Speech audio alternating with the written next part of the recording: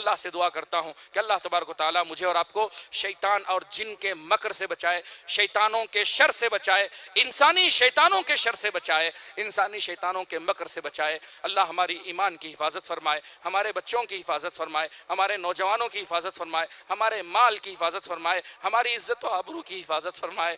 ऐ अल्लाह हमारे वालिदैन की हिफाजत फरमा, हमारे घर वालों की हिफाजत फरमा, हमारी औरतों की हिफाजत फरमा। ऐ अल्लाह हमारे दीन की हिफाजत फरमा, हमारे दीन को बिकाऊ न बना, हमारे औरतों के ईमान को मजबूत फरमा। वो किसी बाबा के पास ना जाएं, किसी आमिल के पास ना जाएं, खुद अपना इलाज अपने घर में करें, अपना रुकिया खुद अपने घर में करें, अपने बच्चों को नेक बनाएं, कुरान का हाफिज बनाएं, कुरान पढ़ने वाला बनाएं। ऐ अल्लाह हमें नेक हिदायत ता फरमा। ऐ अल्लाह हमें जब तक इस दुनिया में रख, ला इलाहा इल्लल्लाह मुहम्मद रसूलुल्लाह पर कायम रख, और जब इस दुनिया से रुखसत फरमा तो शहादतैन के साथ रुखसत फरमा, और जब हमें इकट्ठा फरमा तो रसूलुल्लाह सल्लल्लाहु अलैहि वसल्लम का उम्मत